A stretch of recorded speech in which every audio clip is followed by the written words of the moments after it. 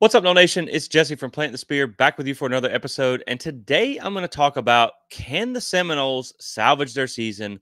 What does that even look like? Should Florida State make a change at quarterback? Should they go full on youth movement? Should they keep trying to fix this thing? We're going to get into all of that today. So I appreciate you guys tuning in. As you can tell, I'm by myself. We're flying solo today. Have not done one of these in quite some time. This is how we started out, back to the roots. Michael is still out of state, enjoying, just living his best life, doing some fishing, doing all the guy stuff that guys love to do. Basically not stressing about Florida State football like we are. So we're going to let him finish his vacation and enjoy that time out there. And we're going to diagnose this thing together. So I apologize if my flow is a little bit off. Again, like I said, I haven't done a solo show in a while, but I felt like after the post-game instant reaction, look, it was 3 a.m. I had been tailgating all day in the hot sun. It was cooking in Tallahassee on Monday, and then you just saw that product in Doak Campbell Stadium, and it was just such a down, just a down mood, And I jumped on afterwards, and I wanted to give you guys some thoughts, but I can't promise you it's going to be positive today. I mean, it's not. There's not a whole lot of positives to talk about with this team, but I do want to come back with you now that I've had a few days to kind of process things and think about things and where we can go from here. And I do want to say, as far as the way that post game show went, like, the thing is, man, we always try and remain positive on this show, right? But we also have to call it like it is. We have to be realistic because that's what you guys expect from us. I also think at the end of the day, it's important to understand that we are a fan outlet, a fan show. I'm a fan. I don't know how many of these, probably none of these guys that cover FSU for a living are season ticket holders, our boosters, our Battles End members.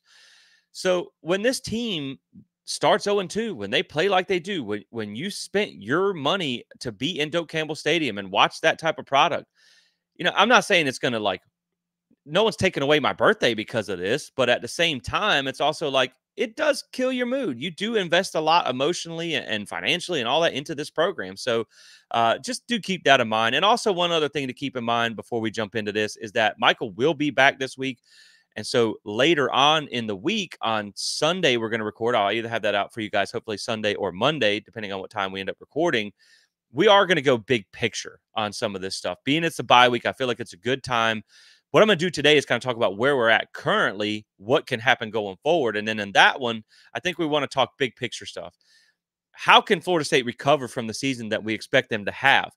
Basically, how can we avoid following the path of the Jimbo Fisher era, right? Where it started, you had some success, you put back-to-back good seasons there.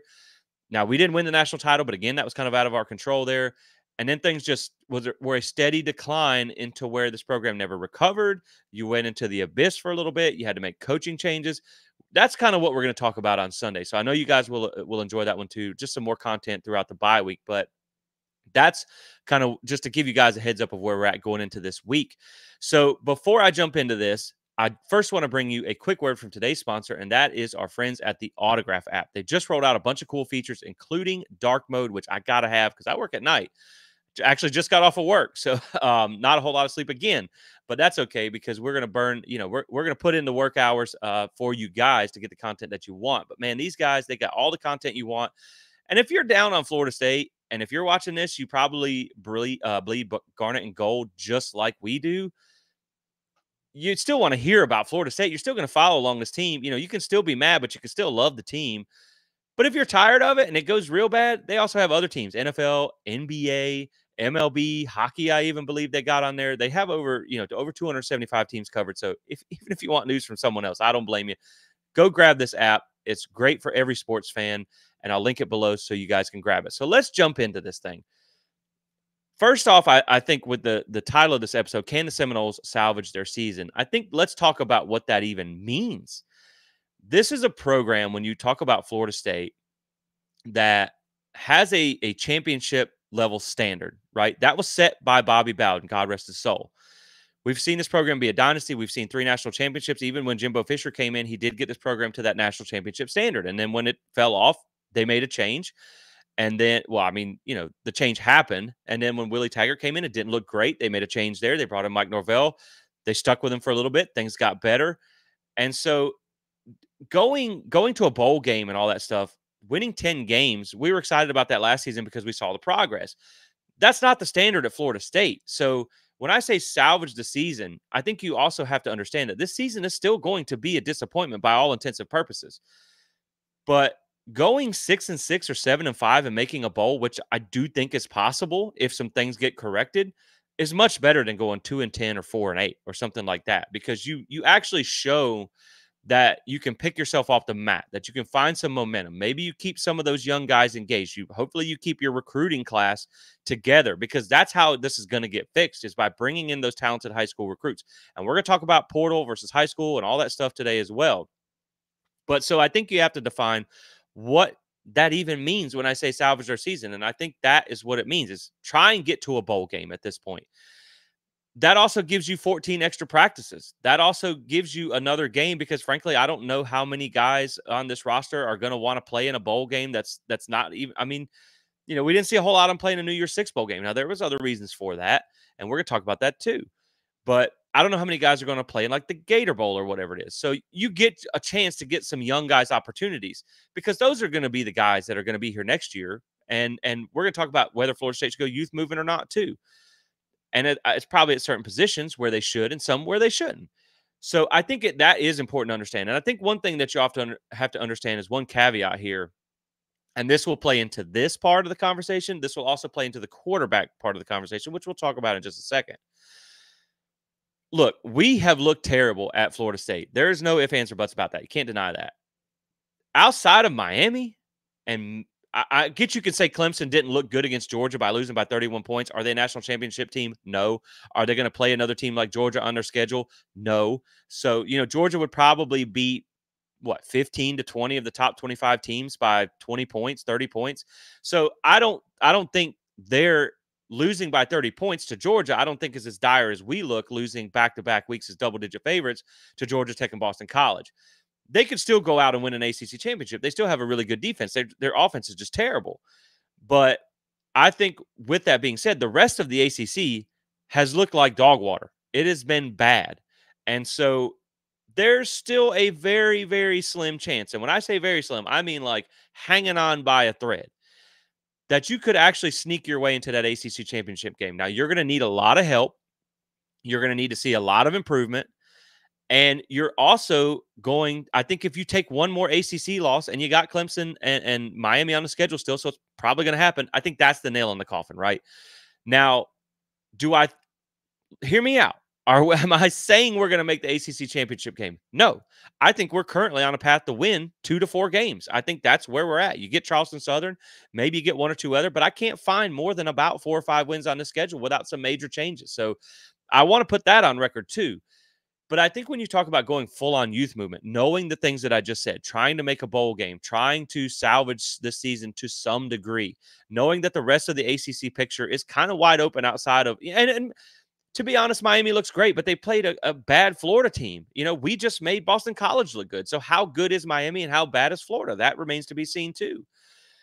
But I think if you go full youth movement right now in the bye week, and everybody says the bye week is a great time to do it, and I do too, that I think that essentially shows that Mike Norvell is punting on the season and saying that they made mistakes on a lot of these evals, and I think they did, and that they can't fix it.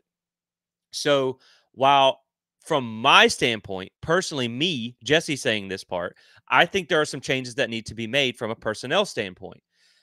Now, from what Jesse thinks is going to happen based on what I expect these coaches to do, I don't think you're going to see a whole lot of that yet. I think what you're probably going to see happen here, and again, this is just my guess. I could be wrong. Lord knows we were wrong about a lot of things. And this has been a learning experience for us too. We haven't been doing this a long time. We don't get access to practice. We don't get to see things. So this has been a learning experience for us too. But I think you'll probably maybe see some of the youth movement after that Clemson game. You have a bye week after that. At that point, you have a better picture of what the ACC is going to look like. You have a better picture of what your season is going to look like. Maybe you beat Memphis. Maybe you lost to Memphis. At that point, I mean, you're pretty much, you better win all your ACC games to even have a breath of a chance. If you lose to Clemson, I think you're done. And at that point, in my opinion, there's no point in sticking with guys during a failed experiment that aren't going to be here to help you fix it in the future. And so I think you have to go youth movement. You have to start getting these guys some experience. And I think you also have to weigh in Maybe there's some guys that are freshmen that you think could play that you don't want to burn their red shirt. You get 4 games. But if you go into that after that Clemson week, that bye week after Clemson, and you're like, 2-4 or whatever, oh, and I don't want to say 0-6, but if you're at that point, I think it's time to kind of burn the whole thing down, put in the young guys, and start over. You just have to.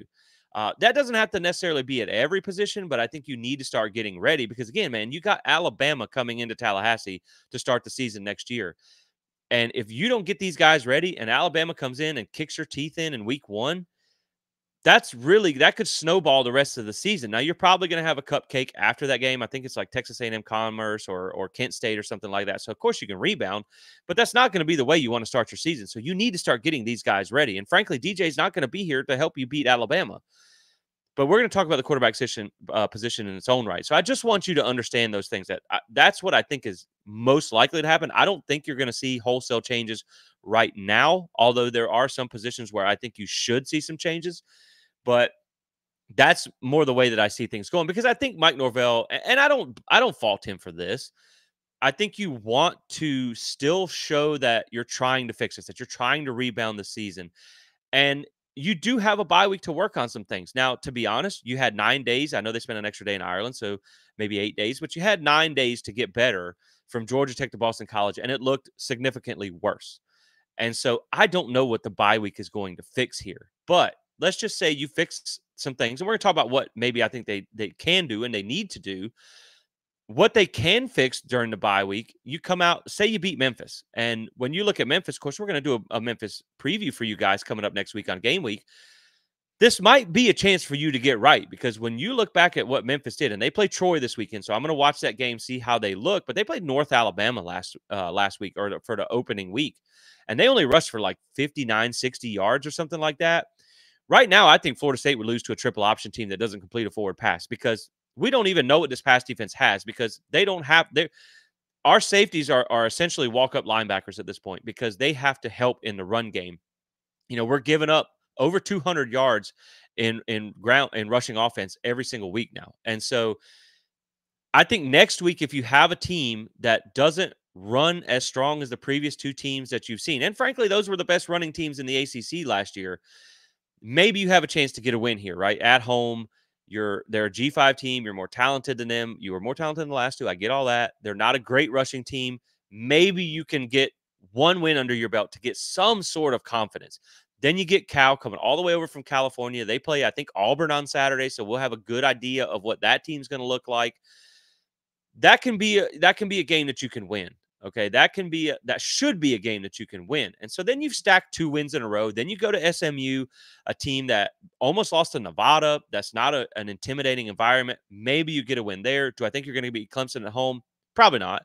But you could go into that Clemson game at 3-2. And I think that changes a lot of the things. You're halfway to bowl eligibility with Charleston Southern still on the schedule. So that you only need 2 more out of that. So just keep a lot of those things in mind as we go forward talking about this, okay? But when you look at this team after 2 weeks, the problem is we thought Georgia Tech was going to be a little bit of maybe it was a fluke. Maybe it's fixable. Hopefully that was not the identity of this team. Then they back it up with a Boston College performance that looked even worse. And maybe this is just who this team is. And when I say identity, I think the problem is this team lacks identity, especially on offense. So I think when you go like big picture stuff here, and there's going to be some conversations here that I want to save some of that for that Sunday show, but there's some fair conversations to have. The thing is, like, if the team, you get into the transfer and the high school stuff and the coaching positions and stuff like that, if this team was 2-0, we wouldn't be having these conversations. But because it is 0-2, I think it is fair to ask some tough questions. But I think when you look at the overall big picture, not much, if anything, got better from game 1 to game 2. So my biggest concern is how much can you even fix during this bye week? If you have a question right now of leadership and buy-in from this team, and I think there's some guys that play harder than others. I think there's guys who play hard and maybe take some plays off. I think there is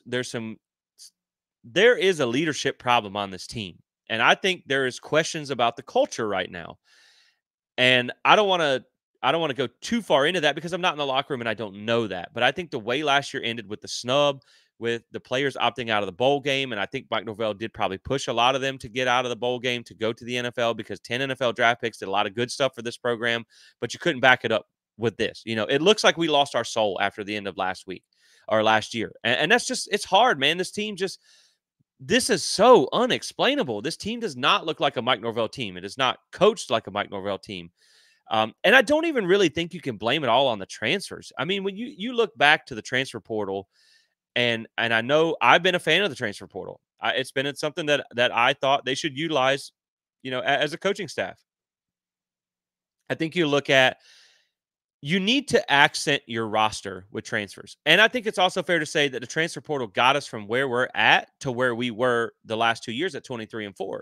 If it wasn't for transfers, we might be where we're at now for the 5th year, maybe looking at a coaching change. So you can't completely knock the portal. But I think the difference is when you look at the transfers in the past, you had guys like a Jermaine Johnson, a Kier Thomas, a Jamie Robinson, who knew what they were walking into. They joined this team off of a 3-6 season. They walked into a team that was in the middle of a rebuild and didn't have a direction. Those guys knew they had to come into a disaster and work. And, they turned themselves into NFL draft picks. So it worked out for them individually. The team only went 5-7, so maybe it wasn't, that great from a team perspective. But they knew what they were coming. They knew what they were coming in to do. I think the fact that you had some guys threatening to leave, and the rumor is that they were trying to squeeze FSU for money after a 13-1 season coming off an ACC championship. It just seems like a different mentality from a culture standpoint, and that's where my biggest concern comes from. But I don't think you can. And to be fair, a couple of those guys that did that are high school guys. Actually, a majority of those guys that did that are high school guys. So you can't really necessarily blame that on transfers. When you look at that defensive group, almost all of those guys were high school guys. And so I just think that the transfer portal is not 100% of the problem. But I think you also have to look at this program going forward needs to focus more on high school recruiting because yeah, you can point at Clemson and say they go 100% high school and things aren't working out for them. Yeah, you can say teams like Ole Miss go heavy in the portal and things are working out for them. It worked out for us. Your best players the last few years were transfers. This roster is very heavily weighted towards the bottom with young talent when you look at those freshmen and sophomores. And I think that's why you do feel like this thing can get better if you can hold everybody together and keep that recruiting class there. But I think we're to a point now where you can't build your foundation off the transfer portal. It has to be high school. Because when you look at the Georgias, the Alabamas, I know they haven't won a national championship, but they've made the playoffs. Even in Ohio State, they accent their roster with transfers. Georgia still takes transfers. So does Alabama. But the majority of that foundation is built through high school prospects that have been brought in at a high level, high level prospects that have been brought in and developed over years. And so I think that's where Florida State has to get. Now, again, talking about things that wouldn't have been part of the conversation had you have been 2-0 instead of 0-2.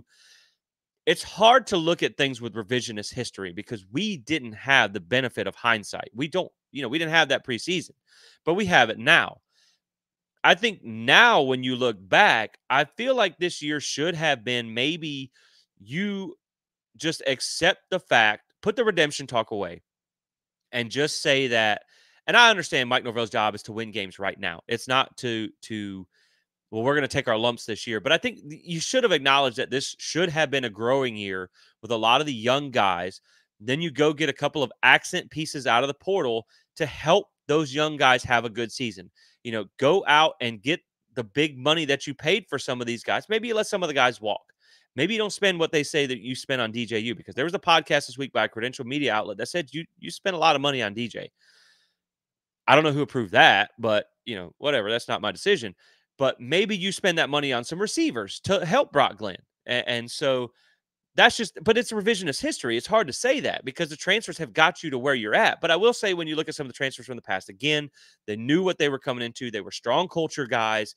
And they also were very productive guys for some of them, for the most part. Like you look at a Jared Verse, you look at a Jamie Robinson, a Kier Thomas, you look at some of these other guys.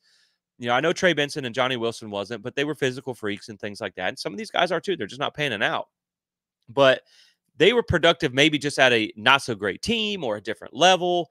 There you got a lot of, let's be honest, you got a lot of guys this year who couldn't see the field at better programs. And I think maybe, again, I don't know this for sure, but maybe this staff just kind of got a little lazy with their evaluations and assumed that these guys are coming from Alabama. They can play. They were 4 stars coming out of high school. They can play. And I think you've just missed on a few of your evaluations this year. It is what it is. They've had an insane hit rate in the portal for the past few years, and it just kind of didn't work out this way. So I don't think you can blame it all on the transfer portal. I think you can't just completely wash your hands of the portal going forward. You're going to probably need some transfers next year too. You're going to have to. Some of the transfers you brought in this year are multi-year guys. Some of the guys who you brought in that you thought were going to be good probably aren't going to the NFL now because of their performance this year. So you have to consider all that going forward too. But when you look at this team overall, getting back to the topic of the show, is that this team in this bye week needs to do some soul searching, because there's a lot of things that this team can't do right. But the one thing I think that's missing more than anything is a lack of fundamentals and a lack of leadership. When you look at the sideline during these games, this team is flat. You don't see any leaders. Even the leaders that you see, the team's not responsive to them. They don't look like they want to be encouraged. And, I will say, like, when we went into that Boston College game, I had a pit in my stomach after I read the practice reports from the week before that, where they were saying the coaches kind of had to force the energy. It kind of looked sloppy. I was like, man, when I read that, I was like, man, I don't know that we're going to win this game, because it's year 5. You're coming off a walk-off field goal loss against Georgia Tech that you felt like maybe was a fluke, that you were a better team than that should have been. You shouldn't be searching for motivation after in a week like that against a team that you can beat at home at night in a night game.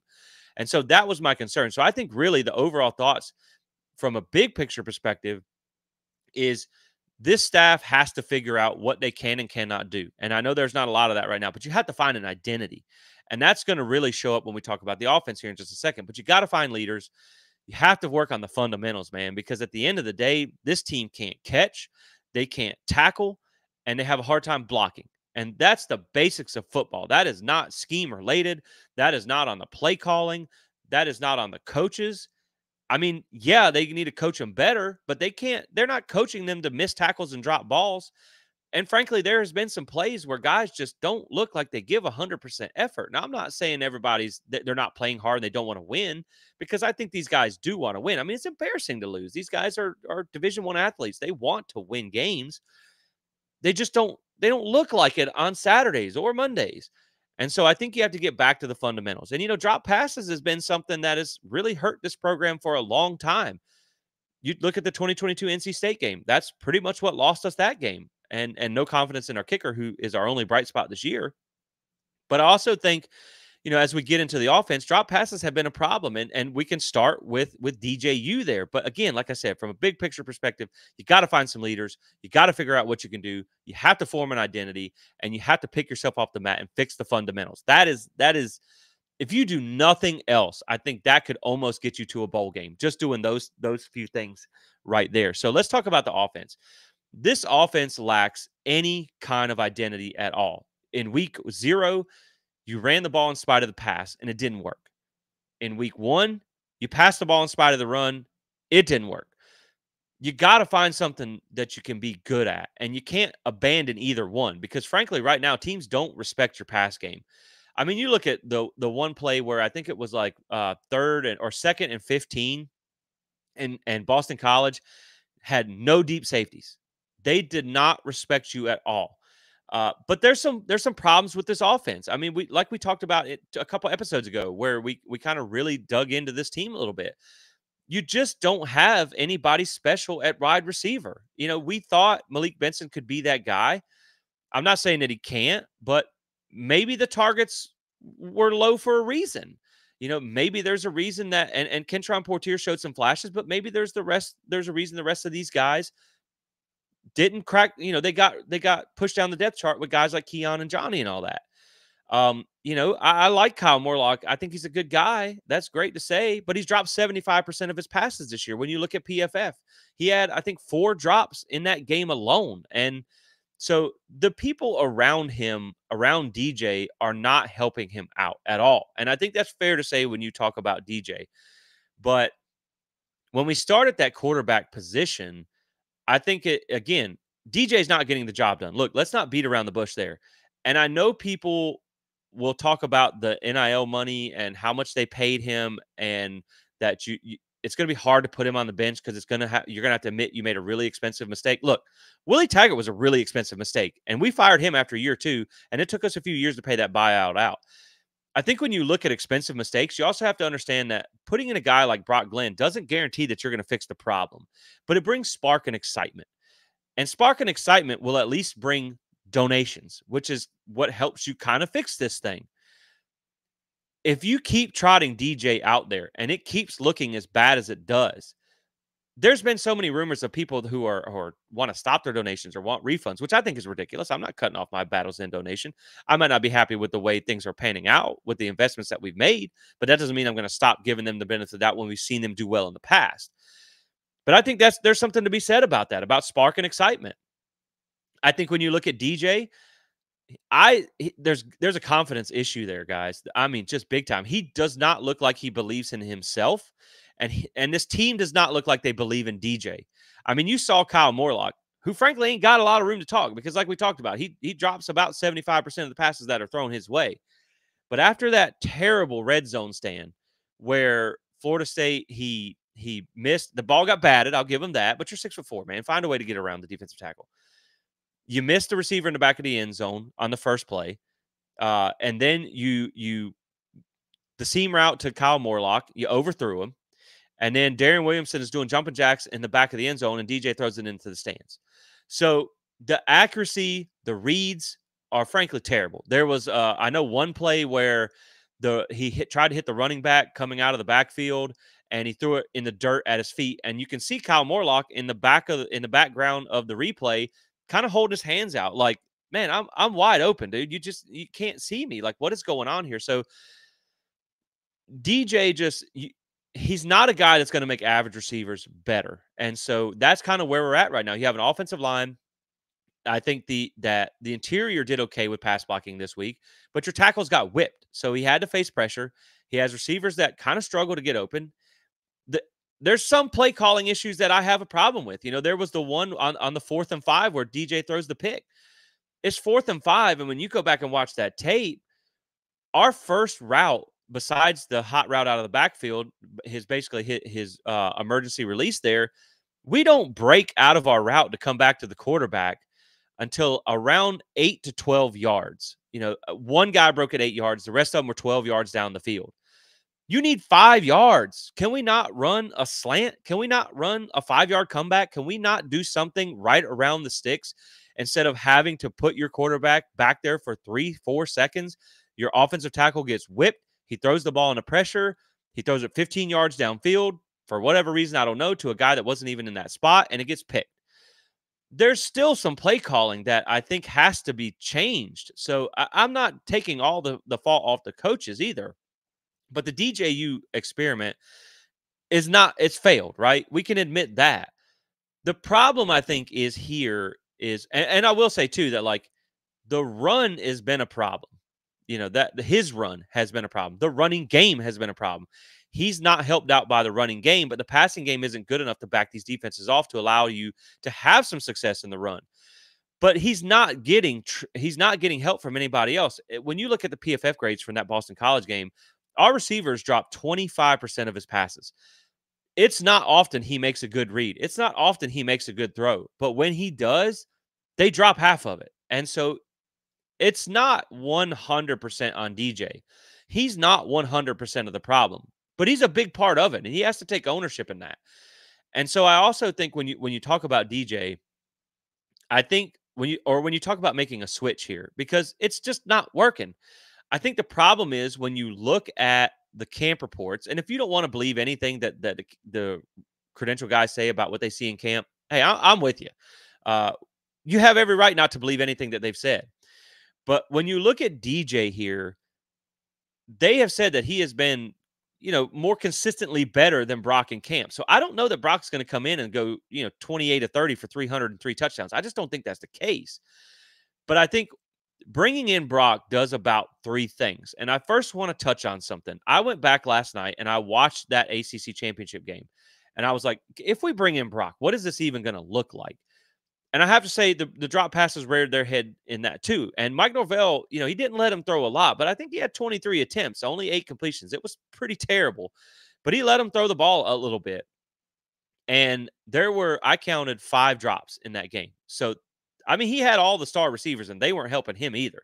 So I don't know that you're going to bring Brock into this game and it's going to make the receivers stop dropping the ball. I mean, you hit them in the hands and they can't catch it. That doesn't matter if it's DJ, Luke, me, you, whoever. It doesn't matter. If they can't catch the ball, it's not going to help your quarterback. If your offensive tackle is getting, throwing lookout blocks left and right, that's not going to help anybody. But I think what you do see from Brock, and there was progression from that ACC championship game into that Georgia game. Now I understand he was undermanned, overmatched, all that type of stuff. It wasn't great, but you saw his turnover early play rate went down, his big time throw rate went up, and you saw some progress from game 1 to game 2. So I have to imagine he's at least gotten better an entire year having a full offseason, because we know he missed a lot of time last year during the 2023 season with injury. But I think what you do when you bring in Brock Glenn is a couple of things. And let's just say hypothetically, right, that I think DJ is going to start the Memphis game. I wholeheartedly do that. I think DJU is going to probably play the majority of that game, unless it just looks completely terrible. I think you need to start getting Brock packages at a minimum, because he is a better runner than DJ. He is faster. Now, he's not Jordan Travis, who apparently covered up a lot of issues, which we're going to touch on in a second, but he at least gives you a spark. I think he at least has that leadership mentality. He's more fiery. We predicted on the show that Georgia game was going to be a 40-point blowout, but Brock was still very confident going into that game. He has a nickname that I can't say on the show about his bravado, and I think he at least brings that. He at least has been around this team for a second year now. He at least can run the ball and move it with his feet. You can give him RPO plays where he can get on the outside and he can run for 4, 10, 20, sometimes maybe even turn it into a 40-yard game, because they've seen it in practice. We've seen it in a couple of games. He has wheels. So I think you give the mobile aspect, which can help your offensive line, which can help get this running game going, which at least makes defenses respect that, because that's what made Jordan Travis so successful here is, whether he wanted to run the ball or not, you had to respect that ability. Teams don't respect DJ running the ball because he's just slow and he can't make anybody miss. And he also is not running over anybody. So it's just not a good look at quarterbacks. So I think if you bring in Brock, you get that mobile ability, you get that kind of moxie in the pocket that I'm going to stand in here and take this shot, but I'm going to deliver the ball. You might reduce the sack numbers a little bit as well there. So I think there are plenty of reasons to bring in Brock. I just think you also have to understand that bringing in Brock isn't necessarily going to fix this offense, right? Because you still have offensive line that's struggling. You still have receivers that can't catch the ball consistently. But I think it at least gives a spark. And number 2, let's say you bring in Brock for packages. I think it sends a message to DJ, right? That you're not getting the job done. And if you can't get this right, we're going to put you on the bench. Now, I think at some point throughout the season, maybe post that Clemson game, if you are completely out of everything, right? No bowl game, no nothing. Because again, man, those 14 practices in that bowl game, if you are starting Brock and if Luke is playing at that point, that's important for their development for next season. And so I think you want to try and strive for that. As much as it's going to be a disappointment for us as a team and a staff, you want to try and strive for that. So I think you have to go with your best option. But I think at some point, DJ's not going to be here to help you fix this next year. Brock is. Luke is. So you have to go with the guys who are going to be here to help you fix it. And that goes for a couple of positions. I would like to see Elijah Moore get some looks. I would like to see LaWayne McCoy get some looks. We heard a lot about them in through camp. These guys aren't getting the job done. The veterans aren't getting the jobs done. Why can't we see these guys get a look? And so that is a problem too, right? I think you need to look at certain positions, but I think you have to do what you can to try and make that bowl game, if nothing else, for your recruiting, for your team morale, for just that extra development, that practice. But I also want to touch on Luke for a second. I know a lot of people want to see Luke Kromenhoek come in. I do too. I think, well, let me rephrase that. I think Luke Kromenhoek is the future of this quarterback room. No disrespect to Brock, no disrespect to Trammell Jones who's coming in. I think Luke is going to be the savior of the quarterback position, if you want to say that. I think he's the best quarterback you have on your roster right now. The reason I don't say bring him in, and maybe he gets some, I hope to see him in Charleston Southern. I hope to see him if we make a bowl game and things like that. Then I don't know that you bring a true freshman out there in a offense that can't run the ball. They can't block it up consistently to where he could get hurt. You could also ruin him by having just a terrible showing.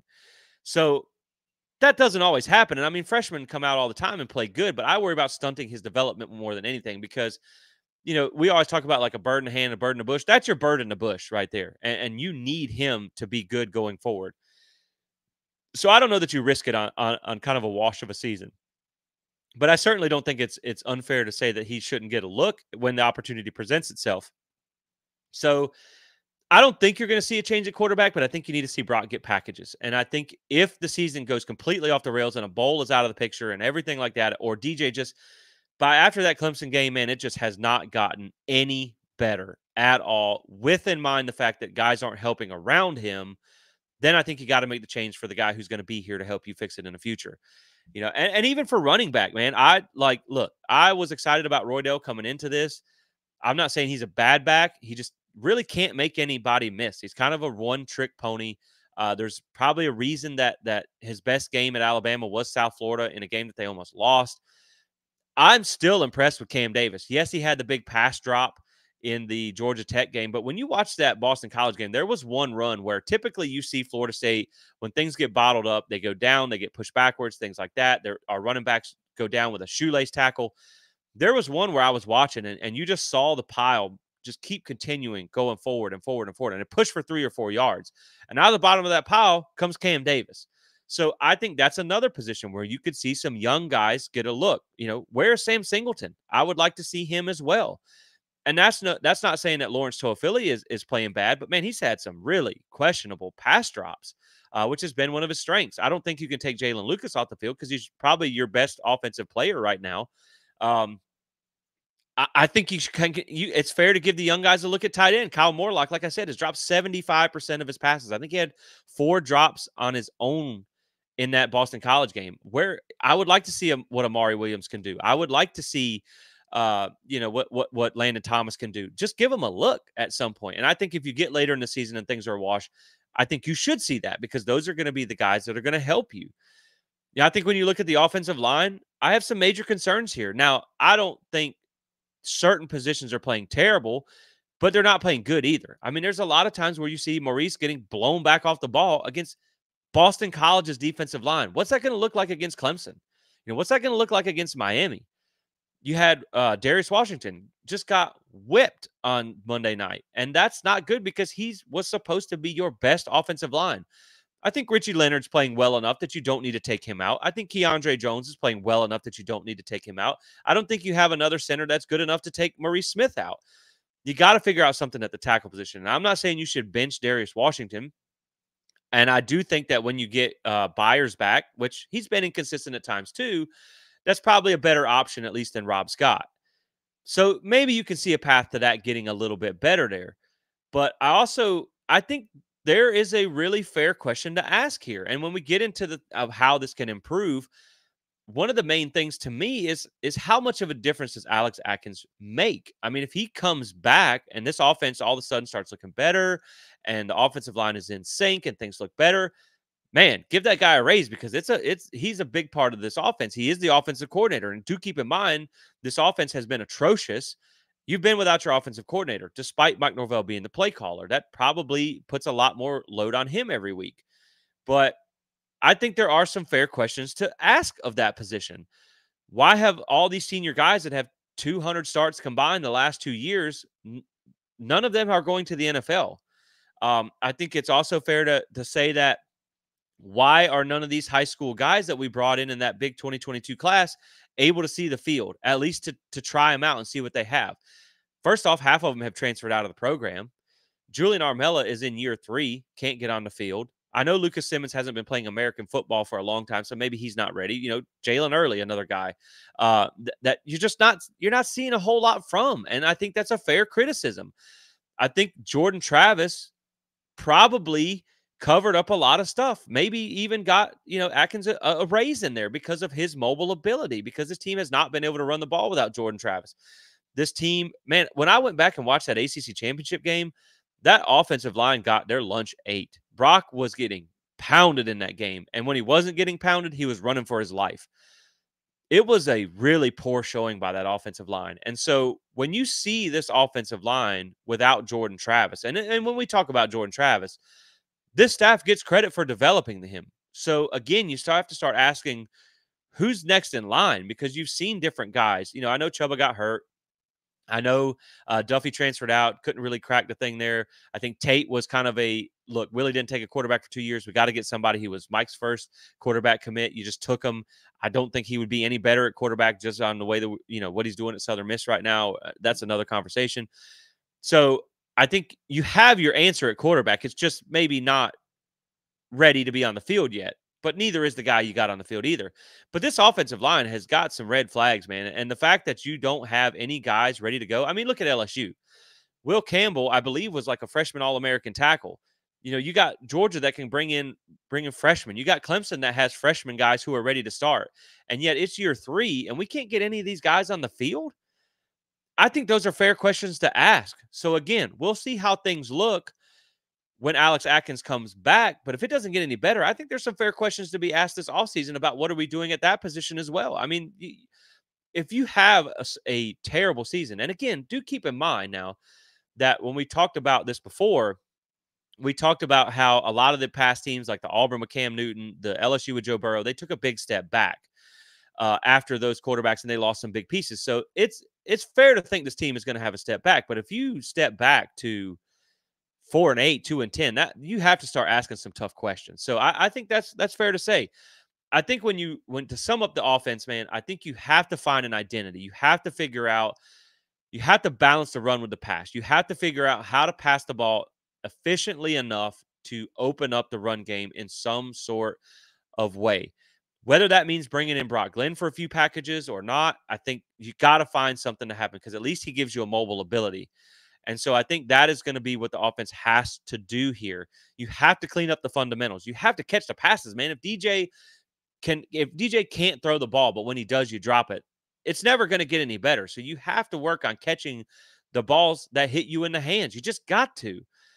And then when you flip over to the defense, I think with the offense, you could maybe see like, okay, your interior guys are pretty good. You got some young running backs that are okay. And let's be honest, they completely abandoned the run in this game. I think they had 2 or 3, maybe 4 running back carries in the first half.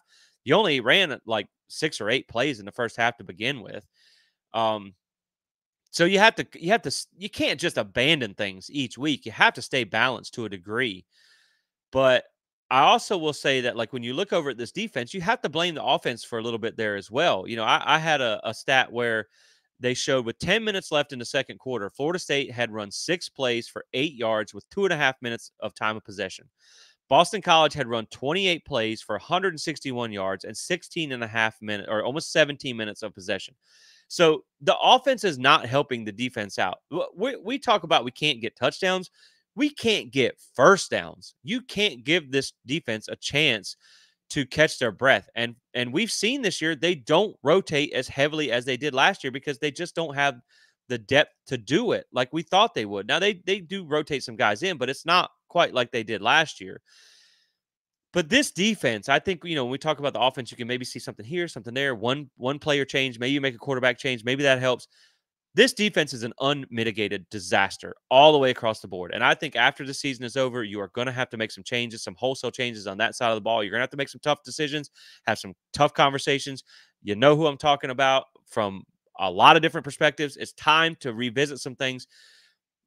I know these guys. I know, Odell's not coaching these defensive tackles and stuff like that to look like this.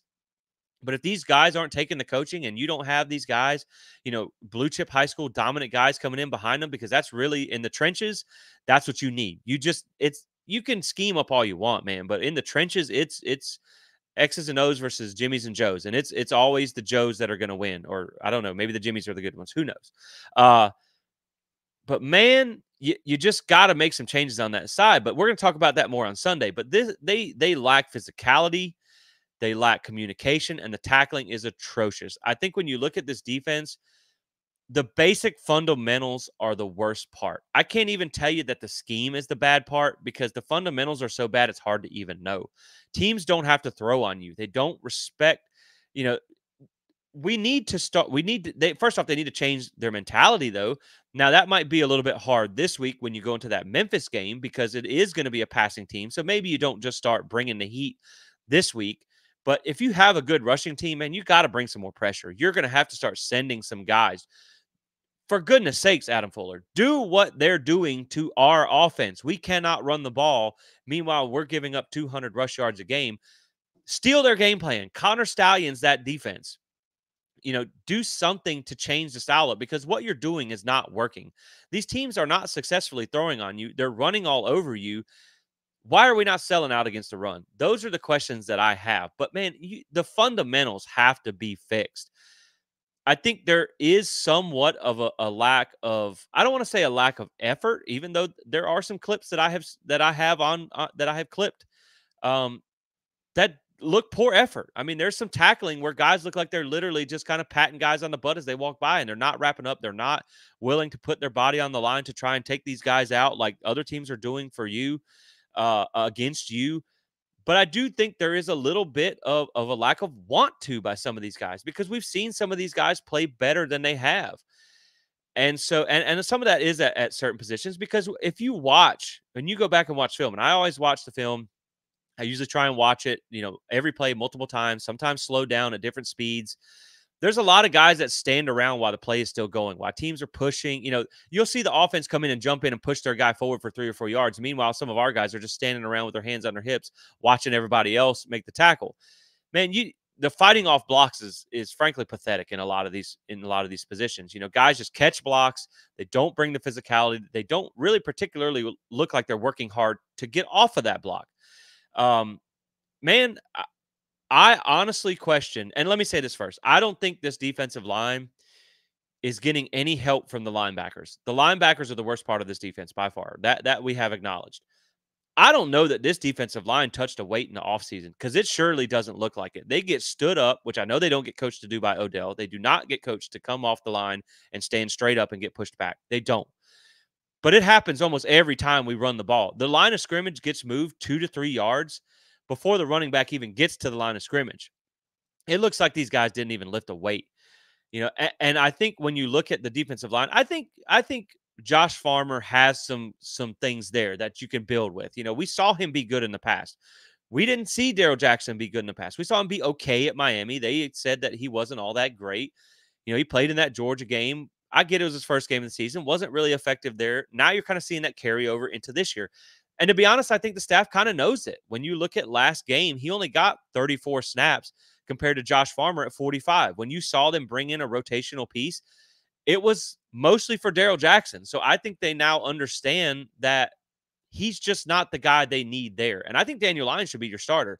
If you want to talk about benching people, Darrell Jackson can be the first one. I think he can be a rotational piece for you because he is just a massive body. And maybe that sends a message. And frankly, when you talk about benching people and hurting feelings, man, when we talk about culture and all that stuff, and again, we're going to get more into that on Sunday. Look, if you bench these guys to send a message and they quit, get off the roster. If you're not willing to come in here and fight and be a part of this and want to make this better, go do it. Go sit on your couch and watch, because you have to find guys that are willing to fight and guys that are willing to put in the work and play hard every single play, because this is a team sport. And one of the biggest things that I see that's wrong with this team, outside of just a pure lack of fundamentals, is a lack of team continuity. There are so many. There was a play that I had a clip that I, maybe we'll get to the point where we can share clips on here someday. We have audio only podcast listeners, so sometimes that's hard to do. But you can see on a run play, the one where Trayshawn Ward cuts back on a quarterback option read and goes for like 15 yards. You see Pat Payton gets washed down on the inside by the offensive tackle. Doesn't look like he's given 100% effort.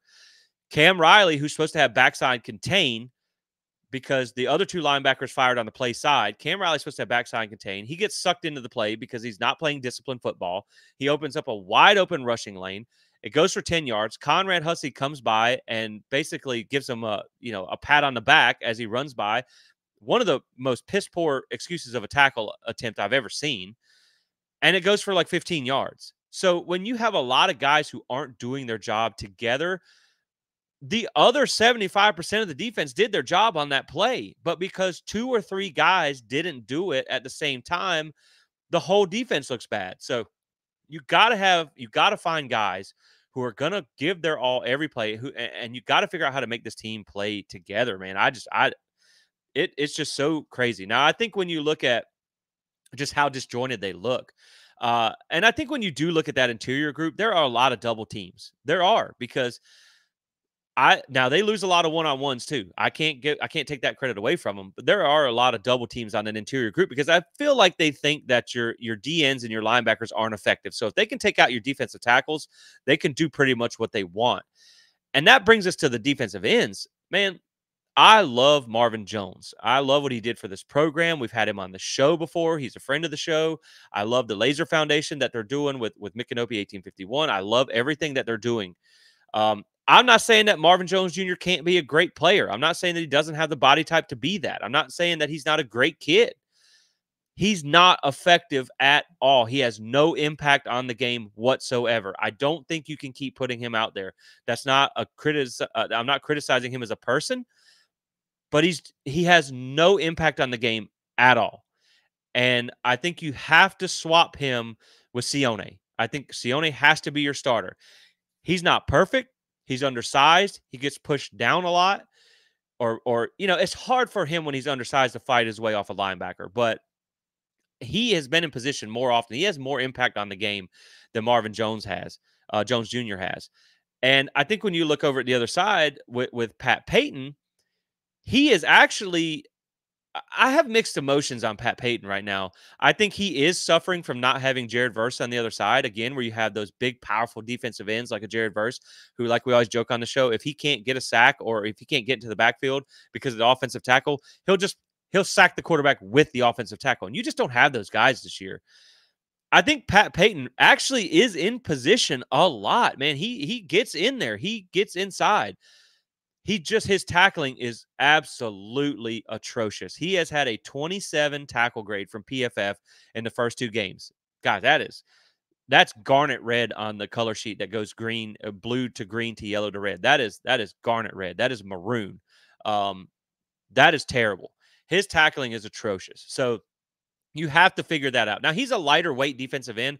I don't expect him to be able to just push an offensive tackle around, but he's actually in position. And I do question how much of that is him playing contain against mobile quarterbacks when you look at Haynes King and Thomas Castellanos. So I think next game will be a good judgment for Pat Payton. When you have a quarterback who can run, the guy does run, Preston Stone, but or whichever one of their that might be Memphis's quarterback. I mean, SMU's quarterback. But when you look at their quarterback, he's not the most mobile guy. So we'll find out that as well. But this defensive line, unless they're playing contain, they don't get much pressure on the quarterback. And now some of that may be because they haven't. I know that's hard to read when they don't drop back a lot because they don't have to throw the ball. But in this next one, they're going to drop back and pass a lot. And so you need to see pressure from this defense. And if they can't do it in that game, I think it's time to start questioning some things of maybe some personnel switching and stuff like that. But I do think Daniel Lyons needs to be your starter on the defensive line. I think Josh Farmer is good enough to keep rolling out there. I will say, at least it looks like he plays hard most of the time. I mean, I know some people, may have a different opinion on that. But if you watch the film, he will run guys down from the backside. He does at least try a little bit. I just think it's not that Marvin Jones ain't trying. He's just not effective in the game right now. And I also question, I don't know if it's an injury or not. We haven't seen or heard anything about it. Where is Durajaye? We thought he could be a guy that could have an impact. Where's Jaden Jones, a JUCO guy who's like 6'6", 260? Where are these guys at? I mean, if your players in the game aren't effective, how come these other guys can't even get a look? So that's some questions that I have as well. Just on that defensive line. But I think if you start Sione, I think if you bring in Daniel Lyons as your starting defensive tackle opposite of Josh Farmer, and Pat Payton can you got to figure out how to make a tackle. If he can do that, I think this defensive line is not going to be good. I'm not saying they're going to be good. Man, talk about watching that 2023 ACC championship game. Were we ever blessed with a defensive line, man? Those guys were dominant. And it wasn't a whole lot of the guys that we see on the field this year. That's the problem. but you can be serviceable. I would at least say that. And then when you look behind him at linebacker, it didn't get any better. It didn't get any better from Georgia Tech. And you didn't have Omar Graham on the field. So that wasn't even necessarily the problem. Now, I don't know that it got significantly worse, but it didn't get a whole lot better. I think DJ Lundy's still a decent linebacker. I mean, his biggest problem is he's not a great linebacker. He's not athletic like we saw with Tatum Bethune and Kalen DeLoach. So they can't cover in space. Oh, that is Blake Nicholson. He's the only one who can really do that. And you have to have Blake Nicholson on the field a lot. He has to be your starter because he's the only one that can cover. But I think when you look at we actually saw Juice Cryer in this game, and I don't think he was bad. I thought he actually the problem is when you see our linebackers play, they play side to side most of the time, unless it's a straight, obvious run play. They don't trigger downhill very often. They wait for the play to come to them. On pass plays, their team's slow to react at some points, and that was something that we saw on those wheel routes that they kept hitting with the back out of the backfield, and it worked dang near every time. They can't switch off defenders, and the linebackers just react kind of late. So I think you have something in Blake. I think you have something in DJ Lundy, and I think you need to see more of Juice Cryer. I don't know, and to keep in mind, we're also kind of playing how this thing can get better a little bit there as well too. But again, man, the secondary is so hard to read because you haven't seen a whole lot of teams that throw the ball heavily because, frankly, they just haven't had to. But they haven't been perfect either. I mean, their tackling has been poor as well. Conrad Hussey in that last game, who, by all means, I was the guy who wanted him to start, had a 27.2 tackle grade. AZ had a 38.8 tackle grade. Devontae Brown was at 39.4. I don't necessarily think Shaheem is playing bad, but he's not playing as good as we expected him to. But a lot of that's because he's basically a fill-in linebacker because the linebackers aren't getting the job done. So the secondary, really, my only complaint with those guys is really two things, right? I think one, the tackling just has to get better. It just has to. But two is, and this goes for the entire defense, is the communication. It looks like the lack of physicality and the communication looks like to be the two biggest problems with this defense. These guys cannot pass off players, pass off assignments to save their life. Any kind of pre-snap motion throws them for a loop. They look confused. They have trouble getting lined up. Half the time when they're lining up, you see them looking over at each other with their hands up, like they don't know where to be. They don't know what they're supposed to be doing. Guys are trying to push it, guys the other way, and maybe they're not moving. I've seen Grady Kelly come in, and he plays hard. He's just not really that good, and that's just something that you have to accept. And so you have some weaknesses on this defense, but there's so many miscues that I think if they could clean up their tackling and if they could clean up their communication, you could see this defense be okay. Because if you fix those two things and you had any sort of life on offense, there's a good chance this team is 1-1, maybe even 2-0. But you got to fix that stuff, man. I mean, the wheel route was a perfect example. There's so many examples, but I think two wheel routes one went for a touchdown, one went for a big gain, where you have two or three guys covering one guy, and the running back out of the backfield was completely uncovered because they didn't understand the assignment. They didn't pass guys off well. So those are the things, man, you got to get back to the basics in this bye week, and you have to fix the fundamentals before you do anything else. And I think that could lead to a lot of improvement for this team. Now, again, like I said, you have to understand that this is probably going to be a battle for bowl eligibility type of year. We're just trying to figure out how can they salvage this season. I think you need to make some personnel switches on both sides of the ball. I think you need to settle in on some guys as well. I think you need to get some guys back. I'm really, really hoping that after this bye week, Hakeem Williams comes back, because I think that is one of your biggest hopes, and hope ain't a strategy. DJU's probably not even going to hit him half the time when he's there. But I think that's one of your biggest opportunities to get better on offense, right? Is work on some things this week. And then you also have to mention, too, when we talk about how things can get better, Alex Atkins will be back after this Memphis game. He won't be here for this game. He's missing 3 games. This is game 3. But you feel like Memphis is a team you could win. And then you have your offensive coordinator back. You have your offensive line coach on the sideline who can, I know the assistant is doing well filling in. Maybe not, because it doesn't look great.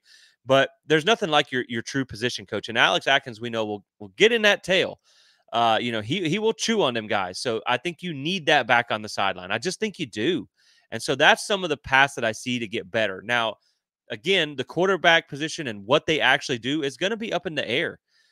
But because I don't think Mike Norvell is going to punt on this season or DJU immediately, but I think it has to be brought into question. I think you have to give Brock different looks. I think these things are all fair questions to ask. And I think at some point he will, because again, he's not going to be here next year to help you fix it. And so just when you look at some stats that are alarming, again, 25% drop passes in that game. That does not help DJU out. We have 7 significant, these are just going to drive home some of the things that I just talked about. 7 significant contributors with a missed tackle percentage over 20%, 6 of those last week. It's the fundamentals right there. You're dropping half the passes that you do make, and you can't tackle half the opportunities that you do get to bring guys down. This team is giving up 227 rush yards per game. That is mind-boggling. That is one of the worst rushing defenses in the country. Would have been one of the worst last year too. You have to figure out a way. You have to get these guys. You have to stop letting these linebackers play out of position. You have to get these guys to fire off the ball low and win these battles up front. I don't know that you can do that. I don't know that you can just flip a switch and do that. But this is not what they're being coached to do. So you have to figure that out. I think maybe you should have let Randy Shannon walk after last week, the bye week, and then let Ernie Sims take over coaching. But, again, man, I don't know. I'm not the coach. I don't get paid $10 million to fix this. I'm just giving you my thoughts on the process here. But 227 yards when their teams aren't throwing on you, why are we not bringing 8 guys into the box and sending 6 to 7 of them? I just don't get it. The other teams are literally showing you how to stop the run, and yet you're not doing the same thing, and you're getting ran through. It's just you're getting ran through like Taco Bell, on a heavy drinking night or something like that. It's not going well. And so you got to you just have to change up your style, man. Now, again, like I said, Memphis is a pass heavy team. So I understand if you don't do it this game, but if you have another rush heavy team with a mobile quarterback, you got to make the adjustments. This team is 8 of 26 on third down, 30.8%. That is terrible. And they're not always in good third down situations because you can't move the chains on first and second down. If DJ can't run the ball, that I thought would be at least a decent part of this offense, and it's not. So you have to figure out something, man. You got to figure out something, how to get these guys, the playmakers in space. Hopefully getting Byers back will help you with that as well. Maybe getting Atkins back can help you with that as well, because I will go out to say, and I don't know this for sure, but I'm sure Atkins is probably, they like to use these weird kind of subtitles now in college football, like a pass game coordinator, or like we saw with Joe Brady at LSU. I'm sure that Alex Atkins, while he wasn't the play caller, was probably your run game coordinator. So maybe that helps when you get him back, at least figure out what you're doing in the run game. But, I mean, this offense just looks bad. And, you right now have a 33.3% touchdown percentage in the red zone. Last week was an utter failure in the red zone where you had 3 golden opportunities to get a touchdown, and you pissed away all of them. I'm sorry. We're a family-friendly show. I'm not trying to say anything sideways here, but you did. I mean, you wet the bed on all 3 of them. You just made crucial mistakes, and a lot of it was because of your quarterback. So you got to figure out a way to score touchdowns in the red zone. I know we talk a lot about these kickers and how great they've been, and they are the only bright spot on this team. But you got to figure out how to get points in the end zone, because with your defense struggling, 3 points just isn't going to cut it. And I think you have to accept that going forward. And right now, you're running for 2.3 yards per carry. You just have to figure this out. You have got to figure out how to get better. We have 7 3-and-outs and 18 drives. It's just, man, it's not. We have a 43.8% completion percentage on throws over 10 yards. When you look at that, at the games that we played, the 2 so far, your stuffed runs, which are 0 yards or less, 23% in this game, 23% in the first game. So a quarter of your rushes are going for 0 to negative yards.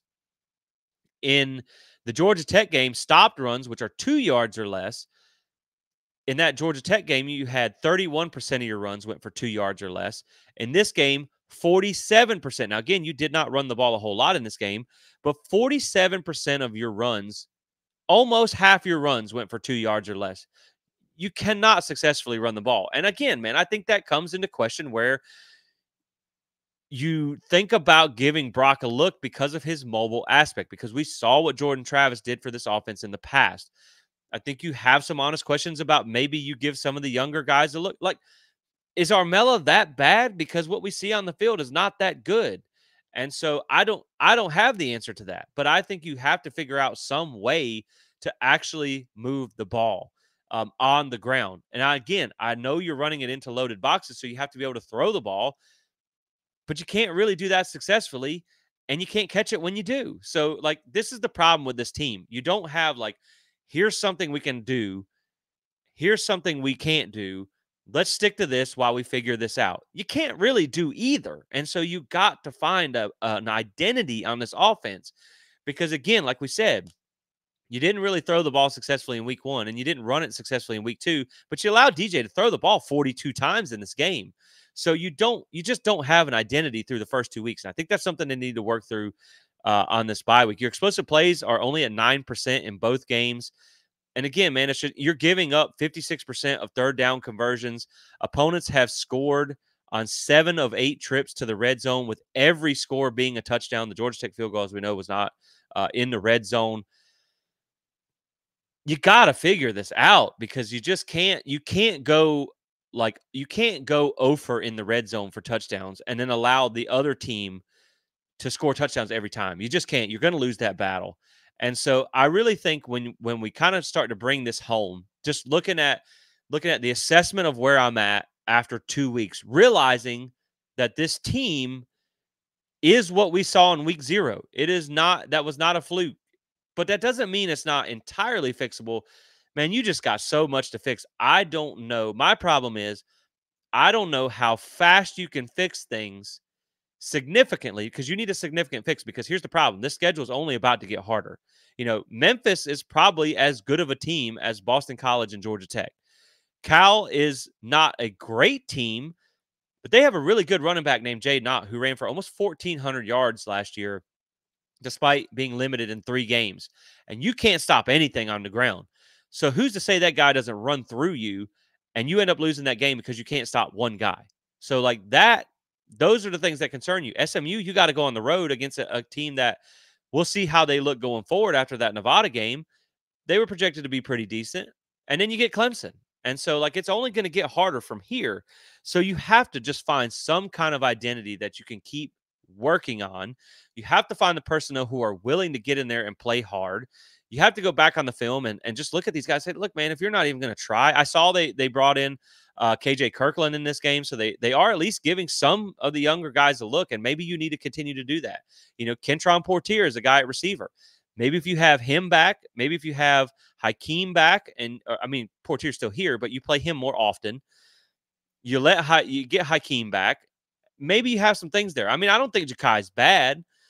He's obviously kind of your consistent staple. You got to hit him. You got to throw the ball to him and hit him and then catch it. So you have some things I think that you can build off of. But the problem that you have right now with offense is it all starts at quarterback. And when DJ, he's played so poorly, but when he does do good, and again, man, when you go back and watch those reads, there are so many times where there are guys open and he's just not throwing it to them. Again, man, there was one play, it was another crucial third down where we threw it to, it looked like a slant to Jalen Lucas across the middle on 3rd and 5. First off, Jalen Lucas, he stopped on the route. The DB basically just it could have almost been a pass interference because he just ran into him because he stopped on the route. The throw was behind him. So that was bad there. But then on the other side of the field, you had set up a wide receiver screen with a running back. And so with Keziah Holmes, Boston College, the guys over there, you had one guy who was playing a little bit up close. The other guy was 8 yards off the field or off of the running back, playing soft coverage. Kyle Morlock actually blocked it up well, and the receiver on that side, I forget who it was, actually blocked it up well. It would have been a first down had you got the ball out to the running back. But then when I replayed it 2 or 3 times, I looked over. DJU's head never even turned that way. Never even looked for the screen. And maybe the screen was a decoy. I don't know. I don't know what I'm not in their helmet. I don't know their play calling. I don't know that. But it was there. And he misses so many reads and so many throws that your offense is just going to struggle until you get the quarterback position figured out. And again, like, I'm not going to say that Brock Glenn is the answer, but he gives you a spark. He gives you some hope. He gives you the mobile ability, and like I said, I just don't think this team has any faith in DJU right now. I really don't. I it just looks like they don't want to play hard for him because they know that he's struggling. Now, there is also at the same time, I want to give him credit. He made a couple of really nice throws. He had a really long pass to Jalen Lucas again across the middle. That was a really good throw. He has made some throws. So I think when you talk about all that, and then you look at the defense, like I said, man, the defense just has to figure out the fundamentals and some of the loafing. It just, let's be honest, let's call it like it is.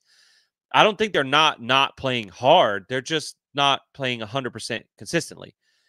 But I think if you can get that defense on the same page and get the communication right, maybe a different guy needs to wear. Maybe Shaheem Brown needs to be the green dot guy who's calling the plays and making and calling the shots out there on the field or something. If they could just clean up the fundamentals and get the right personnel in there, like we said, Daniel Lyons, Sione Loholeha, Blake Nicholson, you see more Juice Cryer, less of Cam Riley, because Cam Riley's one of the worst ones at reacting to things. And I hate to say that about him. I'm not trying to talk bad about him, but man, some of these plays are like, dude, what are you doing? I mean, where are you going? This is basic football. What are you doing? And so I think if you can clean those things up, I think this team can still win 6 to 7 games and make a bowl. I really do think they can, because you have good special teams and you got some teams that are beatable on the schedule, because again, we got to see what everybody looks like. So those are just kind of really some of the takeaways. Then you get Atkins back. Look, I don't know that Alex Atkins is going to be the missing key that unlocks this team, but it surely can't hurt. He's your offensive coordinator. It can't hurt. So I think if you get him back, that's at least going to help to a degree get these things right. And so with that being said, guys, I just, I'm trying to be somewhat positive in a very negative time when there's not much positive to talk about. And it's not good. The problem for me is right now, I don't see a path for this team to get significantly better in a short amount of time, knowing you have some tough games coming. But you do have a bye week, and I don't know how much you can fix. I don't know how hard you can push these guys if they're not fully committed, if you know what that means. And that's not saying they're not, because again, I'm not in the locker room. They're out there going through practice, they're out there working and doing the things that they're doing. So I can't say that for sure. But, I don't know that you can give this team Mickey Andrews type of tough love.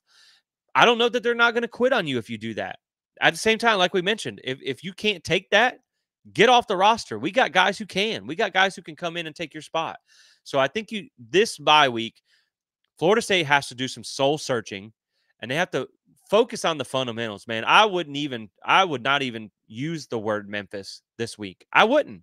I would use man, we're going back to Pee Wee football, where we learn to tackle, we learn to catch the ball, we learn to alignment and assignment. That's what they always say: alignment and assignment, effort and execution. Those are the big things you have to do: alignment and assignment, effort and execution. And I think if you can just get those things squared away, this team can make it to a bowl game. Um, the problem is, if you come out against Memphis and you look like you did the first 2 weeks and nothing got better, I don't see a way that you can fix this before more losses stack up and the season is completely out of the window. And at that point, I think that's when you go youth movement. I think that's when Mike Norvell has to accept that this just isn't going to work. Some of the evaluations on these transfers just were off. They were wrong. And this team is not going to play well together for whatever reason. I don't know if that's a problem in the locker room. I don't know if they don't like playing together. Maybe just they don't have enough leadership. They don't know how to respond to adversity, because we know they don't know how to win yet because they haven't shown it. You got to have some guys step up and lead, man. And I had heard some things where like DJ Lundy in the postgame presser, kind of had some things to say where he sounds like maybe he's a leader, but man, you got to step into that role. You just have to. Someone has to step up on this team.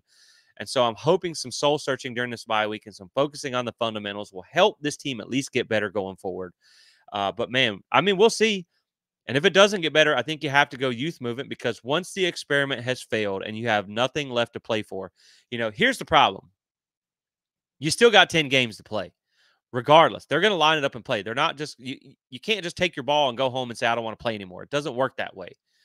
But you gotta play the games. And if you're to the point where you can't make a bowl, which means you can't make the playoffs or the ACC championship, again, I'm not saying you're going to make that. Those are already out the window. I get it. But if you're looking like you're going to win 2 to 5 games and not make a bowl somewhere in that range, then I think it's time to shift your entire focus, and you need to start seeing what you got and getting experience for those guys who are going to be here to help you fix it. Look, you tell the upperclassmen, man, thanks, love you, mean it. I'm glad you came here. We'll let you rotate in. The ones that earn playing time can still get rotational snaps. The ones that don't, you can ride the pine. It is what it is. Um, that's when I think you go youth movement, when there is no hope left to even make a bowl. And that way you can at least show the recruits coming in that, look, we're playing these young guys. You'll have an opportunity for playing time early on, because let's face it, man, what do we say? Like, I think 20 of 22 of your starters are like upperclassmen. So a lot of them aren't going to be here next year. And you need to focus on the guys who are going to be here to help you fix it. I don't know that we're to that point yet. I would start making some changes, or at least bring some of these guys in to start working them in. So when you do go to the youth movement, you at least have that experience. You at least have guys who aren't getting their very first snap against, say, Miami or Notre Dame or something like that. Um, I think that is important to start working in an Elijah Moore, to start working in, a Brock Glenn or something like that. I think that's important to do. But I don't think Mike Norvell is going to make the wholesale changes right now. I think because he doesn't want to admit that he's going to punt on the season and things can't get better. I think he's going to want to keep trying to get better with what he's got. But I think at some point he does have to make the tough decision. And then that's going to lead into some tough decisions in this offseason from a staff and a personnel perspective, which, again, me and Michael will get into that on Sunday. So just wanted to come back with you guys and share some thoughts. Now that I've had some days to process some things here, um, I mean, it's not good. Like, there's no way to paint this picture as being good, but you can see some little semblance of ways that this team can at least get to a bowl, can at least hold this recruiting class together, and can at least start getting guys experience for next year who are going to be here to help you fix it. But again, man, I think at some point you have to just pull, the emergency release, the ejecto seat, and you have to just kind of park some of these guys on the bench, and you have to go with the guys who are going to be here to help you fix it. And frankly, I think some of these guys you should put on the bench to send a message. I mean, that's just me being honest. So this is me trying to be positive. I don't know. I hope I did a good job of it.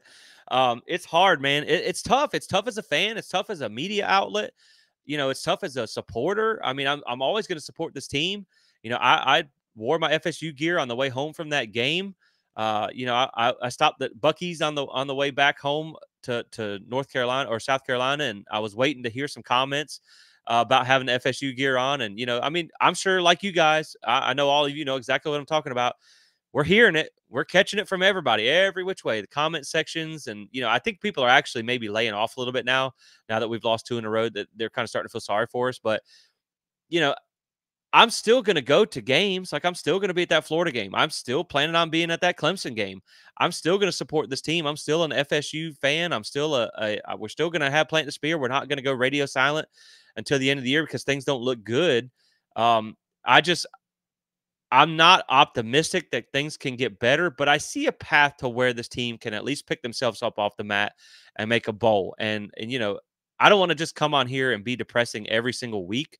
Um, I think there will be some times where you have to have real and honest conversations, and that's going to happen a lot on Sunday when me and Michael talk. We're going to have to make some tough calls at the end of the season, and how you can pick yourself up from this. But it doesn't mean that I'm not still going to watch on Saturdays and cheer for this team. But man, it's a tough time that we're going through right now. So, I hate it. I hate that it's this way. We had a lot of momentum going into the season, and it's gone a complete 180 from where we thought it would be. So if you've watched this, guys, I appreciate you sticking with us. I know it may not be the most exciting time to hear about FSU. Maybe just put us on mute, push play, and hit that like button. I don't know. Just help us out, man. I appreciate it. I appreciate you guys sticking with us. Like I said, we're going to try to do the best we can. We're going to be honest. We're going to call it like we see it. We're going to judge things as they are on the field. But we're going to try and treat this like we're FSU fans that want to be positive, that want to see this team get better. So those are just some of my thoughts on where we're at and how this season can be somewhat salvaged. There's a lot of warts, but I think there's a lot of little things. This team doesn't do the little things right. They don't do the big things right either. But if you can fix the little things, I think little changes can lead to big results. And I think that's what you have to focus on right now. And so, with that being said, guys, I appreciate you tuning in. Go check out the Autograph app. I'll link down to it below. It's an awesome feature for fans for multiple sports. Again, you got fee-free tickets in there. You got scores, stats. You got all kinds of stuff. You find all of our content in there, podcasts, articles, all that stuff that you guys love. And make sure you be on the lookout for the next episode we have with Michael, where we're going to go big picture, see how Florida State, no matter what the season turns out to be, bowl eligible, 2-10, 0-12, whatever it looks like, how can we pick ourselves up off the mat so this doesn't crash the program? And that's what we're going to look at on Sunday.